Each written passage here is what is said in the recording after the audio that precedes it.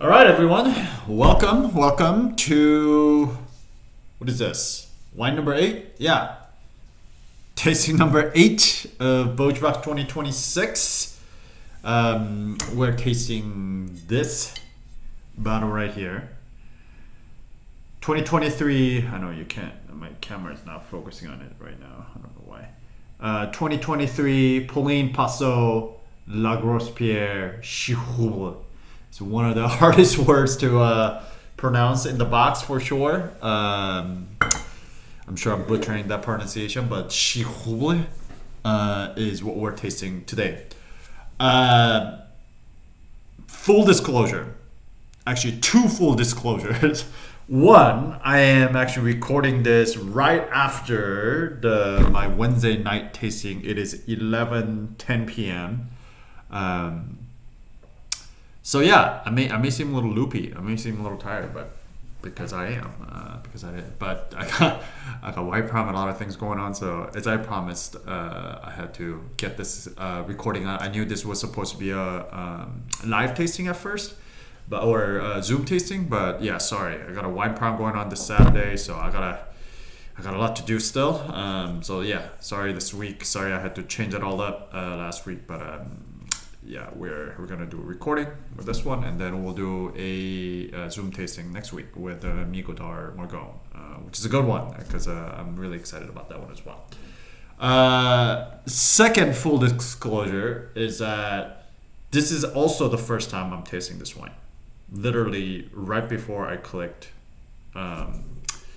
record was the first time I tasted this wine because I bought this wine blind.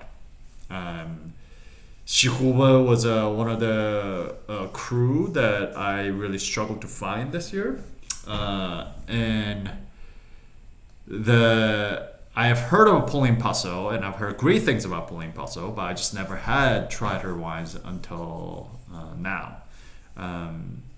So when my rep said this was available, but I had to pre-order it and get it down from New York, or actually from Pennsylvania to here, I had to trust the words of my rep, and I trust her. I trust her palate, and this is where it pays off to have worked with somebody for a long time, or have learned each other's palate and learned to trust each other's palate.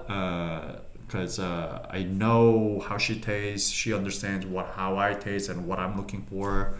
And then we're able to kind of talk through it, and I was convinced. I was like, okay, cool, then let's do it. And boy, did it pay off, because I fucking love this wine. It is delicious. It is just a pure joy to drink. But it's not just a pound juice. There's nuance here. It's just delightful. I am truly happy and delighted that this turned out great, because I was a little worried, because obviously. I don't like doing that. In fact, it's one of my principles is that I don't put anything that I have not personally vetted or tasted myself in anything that in monthly box or anything, unless it is extremely impossible like this one. So anyways, I'm glad it worked out. So I hope you guys enjoyed this one. So let's get into it. You all have the map. All this attachment will go out, but you've seen this many times by now. But yeah, so we're in France, we're in Beaujolais. You have the attachment number 1, which is the French map, the attachment number 2, which is the Beaujolais crew map, and now this week we are in Chiroubles, which is a what is that part? If you follow that map, is that like a little brown part and to the west of Fleury, top of Morgon. Is where we are. Just a bit southwest of Fleury is essentially where we are. It's one of the smallest, but it's also one of the highest. Actually, it is the highest in terms of the average elevation of the entire crew. It is the highest elevation crew at 400 meters of all the crews, all the 10 crews. So what does that mean in terms of its influence on the wine, right? And the style of the wine. So it is a bit cooler because anytime you get higher up in elevation, it gets cooler. which means there's a greater diurnal shift. And for those of you who've never heard that term, diurnal shift, it's just a fancy word or fancy phrase to talk about the temperature difference between daytime and nighttime. In general, the greater the diurnal shift, the better it is for wine.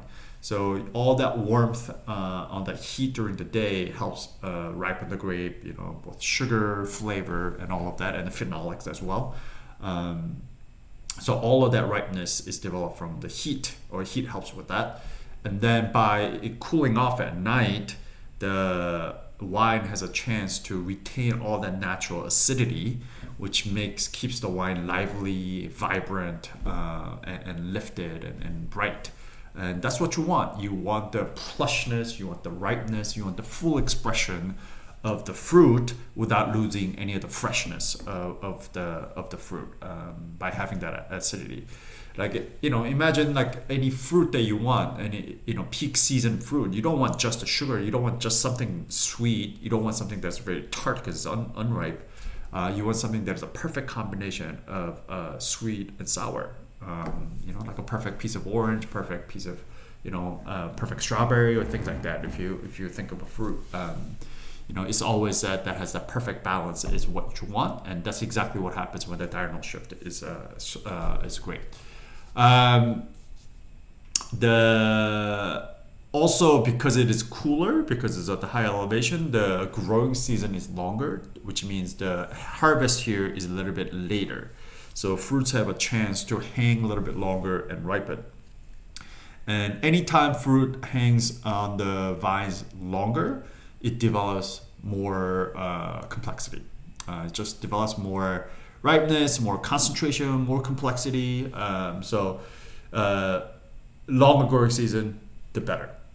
So the fact that this is in a higher elevation, the fact that this is cooler because of it, that's what happens. Diurnal shift keeps the freshness, but also the growing season gets longer, so vines have a chance to hang longer, so develop much more concentration and complexity, which is all good things for wine.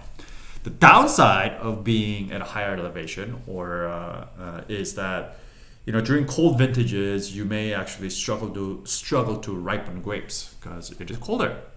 It can get a little vegetal, so you may get little green notes in there.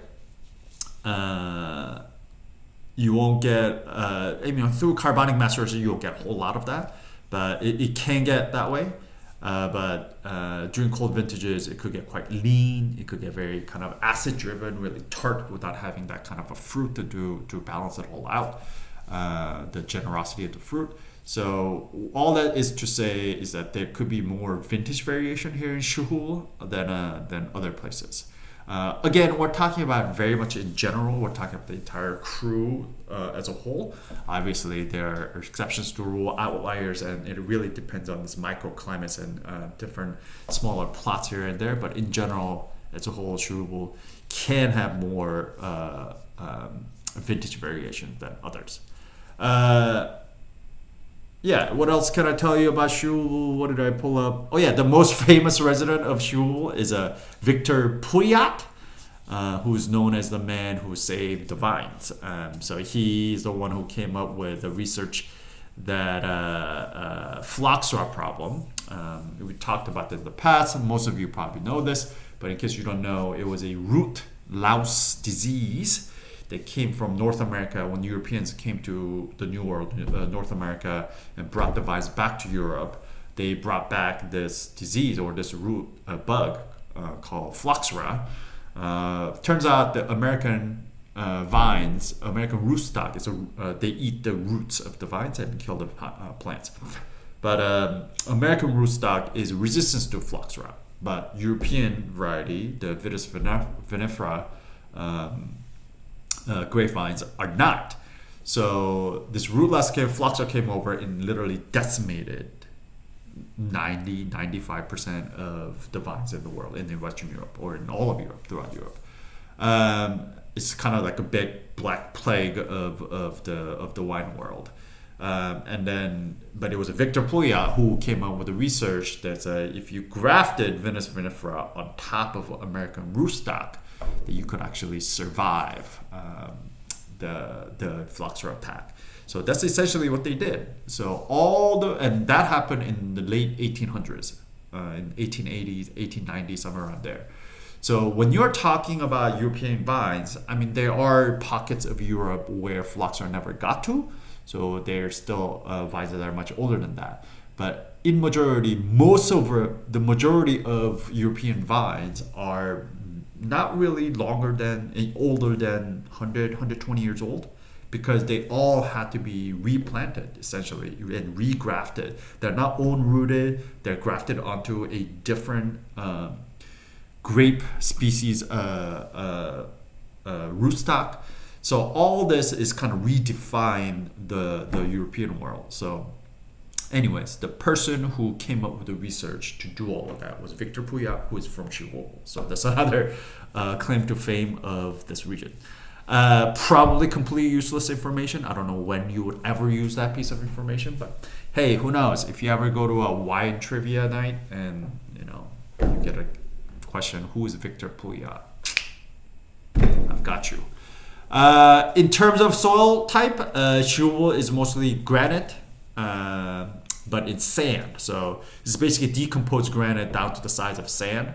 So it's considered the wines that come from here. It's very infertile, so roots have to dig deep.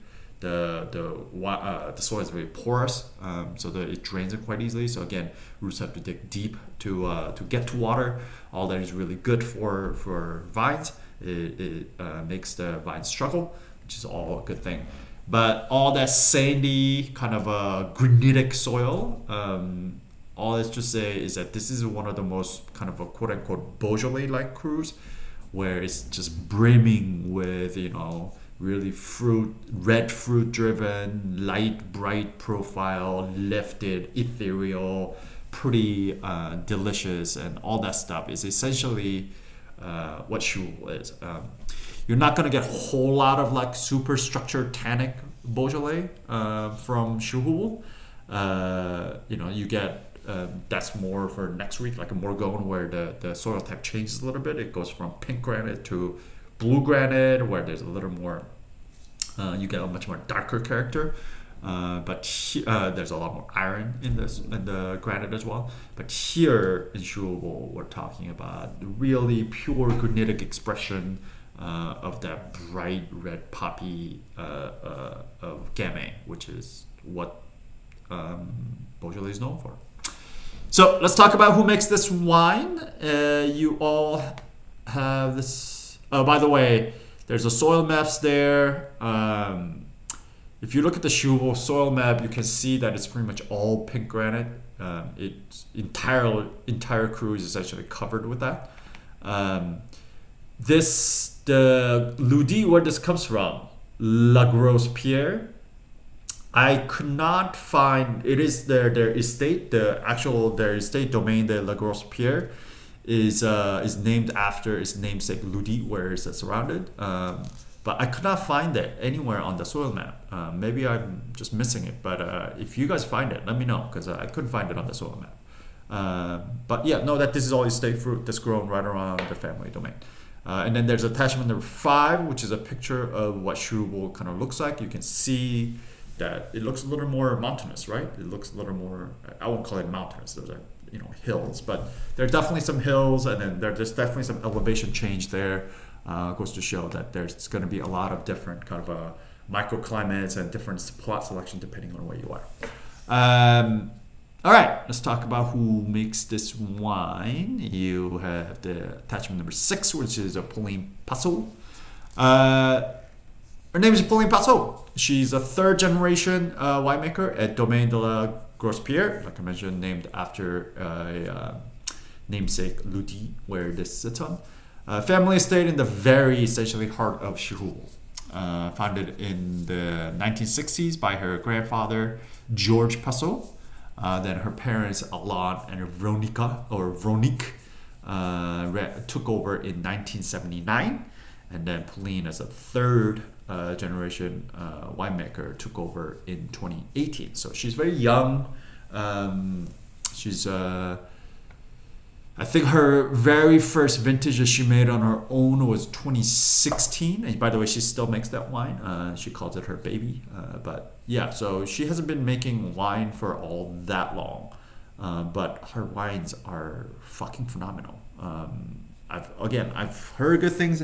Her names have been kind of being passed around, been kind of making its round around wine publications and natural wine world, particularly Beaujolais Circle and all that. So I've heard of Pauline Passot and the name I've heard and always heard good things, but it is really delicious. It's really good wine.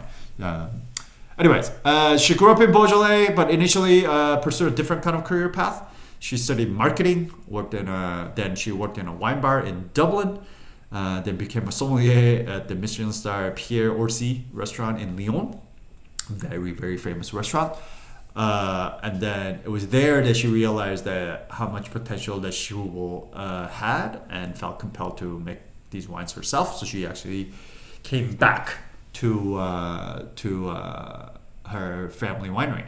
So after vintages in New Zealand and Chile, she returned to study winemaking in Beauj.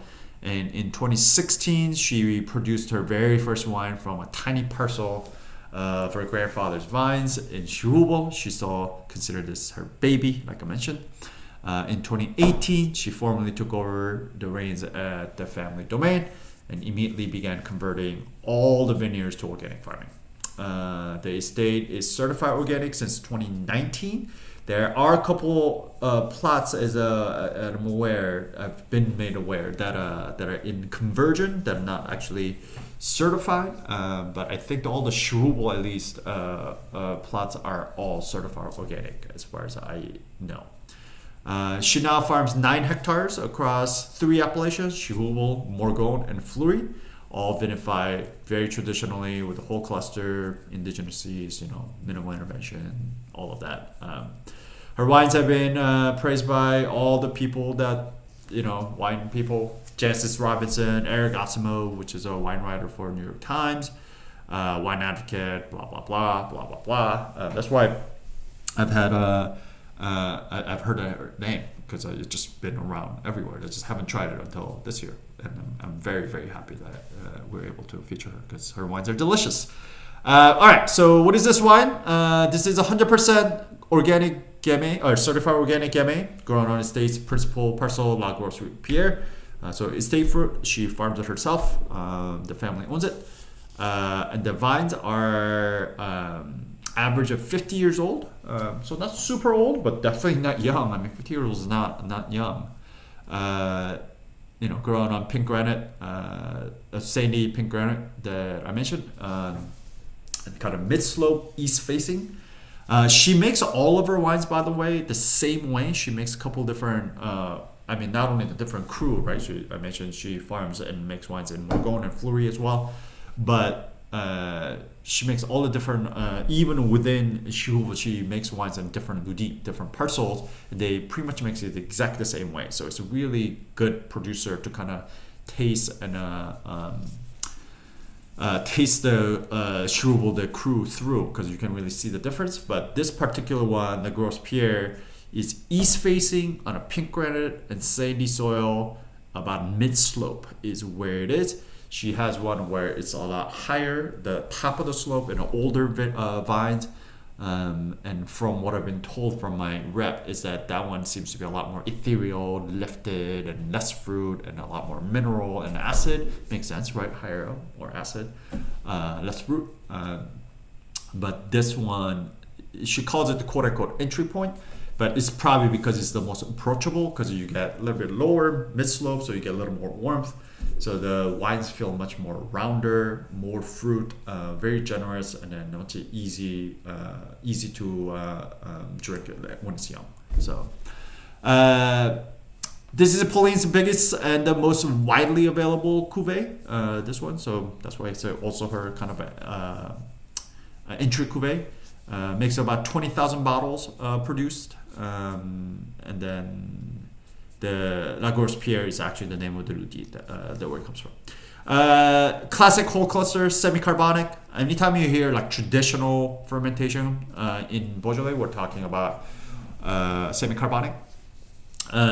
using only indigenous yeast, about 10 days, temperature controlled, gentle pump over, daily pump over.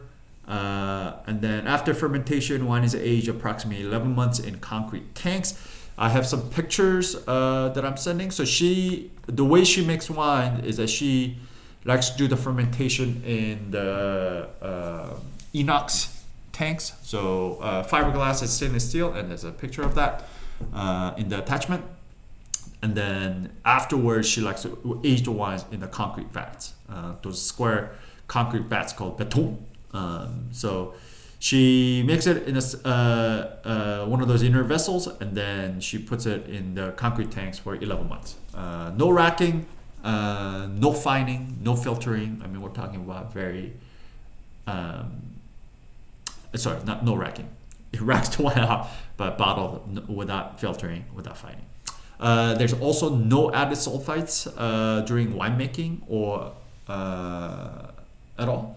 It's only at bottling that if she deems necessary that she'll put a little bit on there. But I don't know if this particular bottling has sulfites on there or not. But as you can tell, it's very minimal that she uses. All right, I think that's all I got for you. Yep, cool. Well, let's taste the wine. Let me pull up.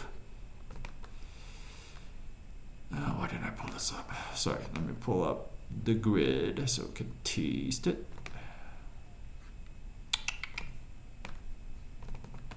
Here we go.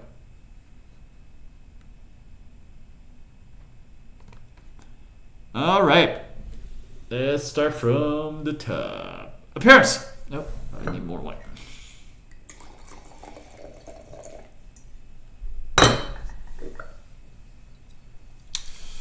All right, this wine is clear. Yeah, it looks actually quite translucent. The fact that this is not fined or filtered looks very, very clear. Cool. Maybe it's all the 11 months of letting it settle and letting it age, in the cement tanks and racking it off. Filtering, like I've said this before, but filtering is like a cheat. It's like a quick way of settling. If you let wine settle, it will get clear. Over time, it will get pretty damn clear, actually. I've seen some unfiltered wines that are nearly, I wouldn't even know. There's no way, if I didn't know that was unfiltered. I would have guessed that it was filtered. But all it is just time. But filtering is just, it's much quicker, obviously. But anyways, I'll call this wine clear. Intensity, I'm going to call it medium. Not pale, not completely translucent, see-through, but there's some color in there. I'm gonna call this medium intense colors of, I'm gonna call this ruby. This is about textbook definition of ruby is what I got here. No observation, no sediments, no bubbles, nothing that I see. All right, nose. Oh, so good. This wine is clean. This wine is sound. I'm getting it here, and that's pretty far off. I'm gonna call this a medium plus intense aromas of. What do we get? I get a little bit of floral. I get like a rose hip. There's some like a red. Really beautiful, like reddish flower thing going on here. Maybe a little bit of like really fresh violet. But yeah, there's definitely some really pretty kind of ethereal kind of thing going on here, which is just beautiful. Really, really, really, really pretty. I'm sorry, give me 1 second. Something popped up on my computer and what is happening here? Okay. Sorry. Why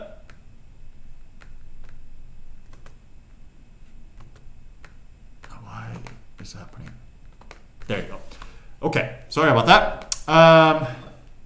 Yeah, really, really pretty.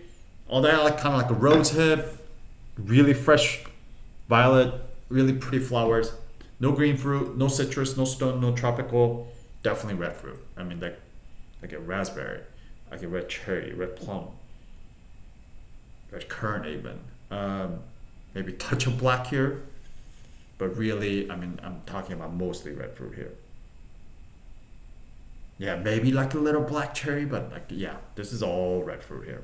Really beautiful red fruit. I mean, again, Chiroubles is exactly that. You know, it's not the depending on the crew, depending on the wine making, it kind of divides. But there's all that kind of black, purplier, black fruit kind of a driven gamay style that you were talking about, like Cote de Bruy, Morgon, even parts of Julianas and things like that. But with the Chirouble, you're almost always gonna get this like really lifted red, which is awesome. That's kind of like a quintessential kind of a Beaujolais, if you ask me. Yeah, but yeah, this is just beautiful, beautiful red fruit. Really fresh, really ripe, nothing overripe, nothing underripe, just peak ripeness, just beautiful, beautiful fruit. But it's not just the fresh fruit here. There's definitely some like fruit roll up, some of that kind of like candied high tone, that kind of fruit here. Yeah, there's definitely some like a fruit roll up, maybe even like there's not in a bad way, but there's even like a little bit of that like cough syrupy, like a cherry, like a cough syrup cherry thing going on. I know that sounds terrible. Like I don't like to putting cough syrup next to a wine as a wine descriptor, but like in a good way. Like I'm just describing like a very kind of that like confectionery kind of a artificial kind of a fruit smell. I mean, there's just plenty of actual real fresh fruit here too, but yeah, definitely some candied fruit here as well. Herbaceous and herbal. I don't get a whole lot. I don't get anything savory or green here. It's just really, this fruit is just so pretty. Like everything is just so perfectly ripe and pretty, and oh, it smells so good. No spice, and then the minerality. I mean, you can feel the granitic influence on here. Immediately when I first smelled this wine, it was a granite. I mean, there's just like a granite jumping out. There's like crushed granite. Yeah, definitely some mineral, quite a bit of a mineral. That's right here. So like just outside Chiroubles is small, but just west of Chiroubles is Beaujolais Village. So like what's the difference between Beaujolais Village and Chiroubles? And also Beaujolais Village is long, like it covers the entire western borders of all the 10 crews, right? So it really depends on where in Beaujolais Village you find yourself. But what is the difference between here and there? Chiroubles obviously more granitic influence. I mean, you saw how much pink granite covers this entire region, right? More granite, and then now there's more elevation, so it gets really lifted, higher acid, more mineral, much brighter kind of red fruit driven. So that's kind of what you get. That's what sets it apart from Beaujolais Village. But oh my god, this one smells awesome. No secondary, no tertiary. We are still very fresh, pretty much right up in the primary territory. All right, palate. Let's taste it.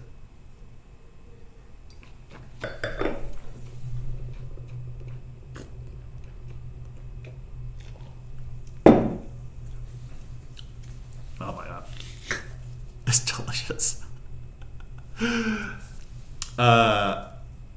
This wine is dry. This wine is bone dry. This is goddamn good. This wine is dry. Acidity. I'm gonna call this a medium plus.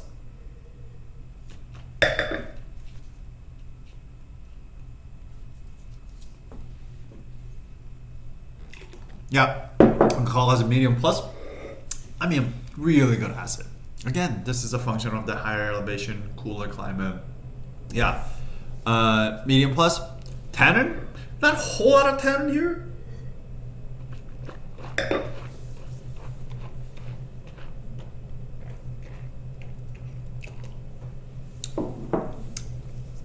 There's some tannin here, but not a whole lot. I'm going to call that my medium minus. Yeah.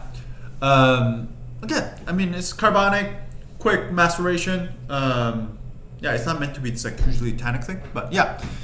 medium minus tannin. Alcohol feels like right down the middle, like 12, 12 and a half, 13%. Okay, so it's a medium alcohol. Body.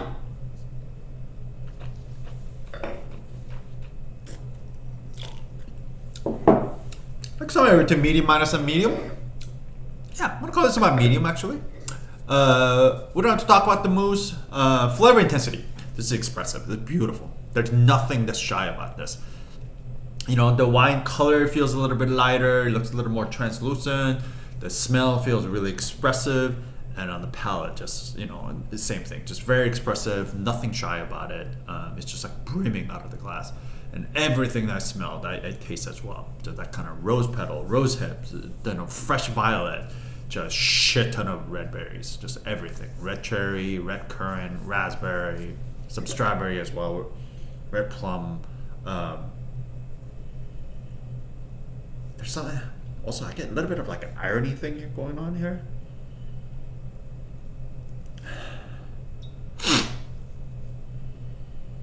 I just got that, I don't know why. I just got a little whiff of like just like an iron, just like a touch of like a nail, like a rusted nail kind of a thing. Huh, interesting. But yeah, red fruit, really fresh, really ripe, candied as well. Different kind of a nature of the fruit that comes going through here. Nothing herbaceous. I mean, this is like peak farming. I mean, this is impeccable farming. Just beautifully working with some beautiful, beautiful fruit. Yeah, I don't know why I'm getting this kind of sanguine, like a blood. I wouldn't call it blood, because blood has something other than just iron. But like to me, this is like a pure iron. There's something. Yeah, I just got a little bit of that just right now. Strange, but yeah. But nothing green, nothing underripe, nothing herbaceous, nothing herbal, nothing spicy here, and just ton of granite. I mean, just granite upon granite, granite upon granite. Yeah, really, really beautiful minerality running through. No secondary, no tertiary, just all in the primary. Finally, the length.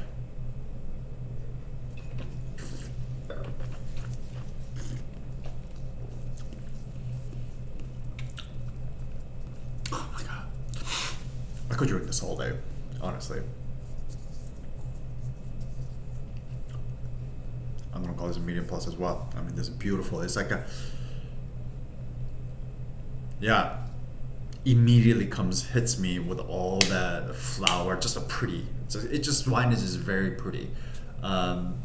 Flower, beautifully ripe fruit, and then all that granitic kind of just minerality just sticks around. I'm gonna call this a medium plus as well. All right, let's put it all together. This wine is definitely balanced. It's beautifully balanced. Medium plus on the nose, medium plus on the palate, so medium plus intensity. Complexity-wise, all primary. Flowers, red fruit, whole bunch of different red fruit. I get a little bit of irony kind of a thing going on here as well. And then ton of granite, the minerality. So I'm gonna call this at least medium, right?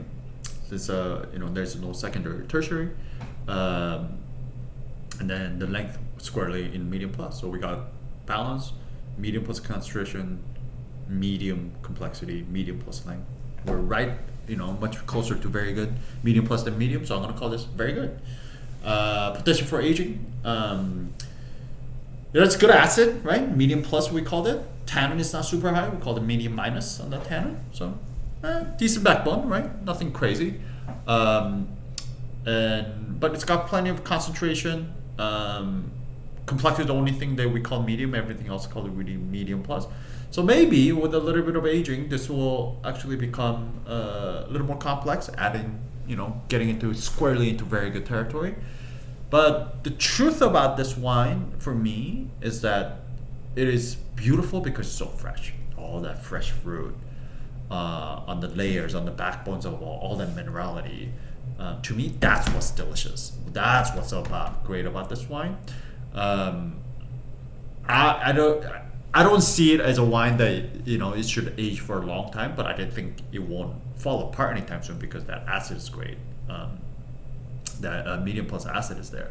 So I say drink this over next 3 to 5 years, possibly 7. But I think drinking it over the next 5 years is no problem. I don't think it's gonna fall apart anytime soon because of that acid. You may start to see some of these fruit tire out a little bit and then convert into something different, which may be interesting. But to me, what's beautiful about this is a freshness, it's approachability. So I say drink this now, but drink it over next 5 years and see. Drink one every year. Get 5 bottles, get 4 bottles. Drink one every year for the next 4 years or 5 years, and then see how it changes. I think that'd be super fun to do with a wine like this. But personally, yeah, I want to get a case of this and then just like pound it, or just keep it around. So, like to me, this is a crowd pleaser. A friend comes over, somebody comes over, and you don't know what to open. This is like the perfect thing to have around, right? Like how do you not like this? Like if you don't like this, like if you like wine, like how do you not like this? It's beautiful. All right, so if you have any questions, any disagreements, let me know. If you actually don't like this wine, I would actually love to hear it. Oh my God, even this fruit quality, it's not just one note. Like there's fresh fruit, but there's like some sweetness to this fruit, like almost like if you made like I don't know, strawberry cotton candy or like a cherry cotton candy, like there's something like that going on. What the fuck? And like it's got that like granitic minerality too. It's so good.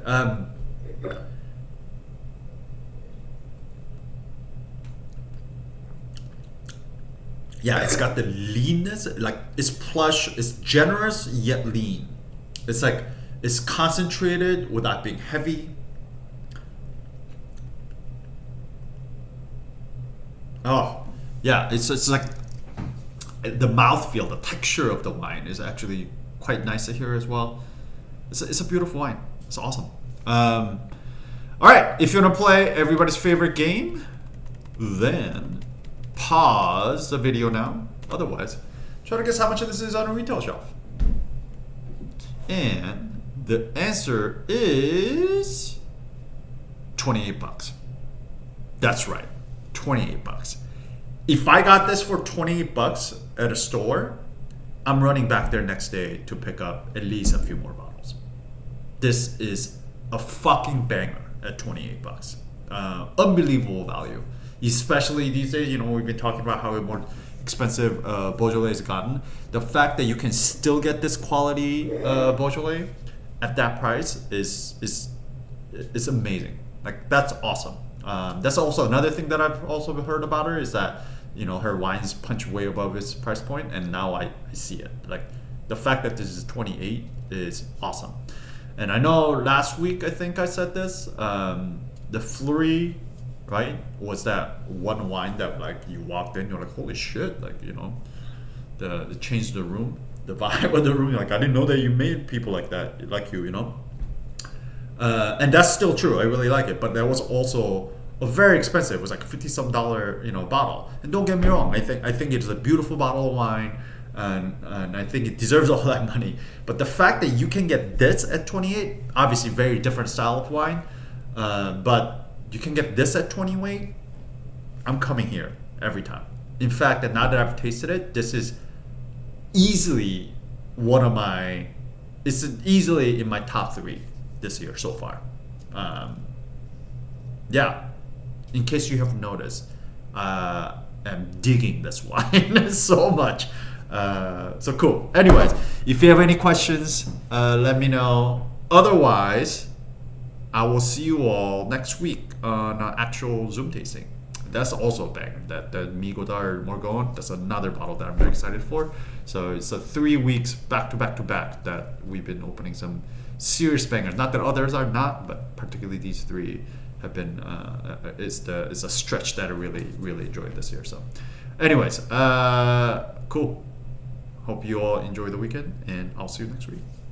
Toodles.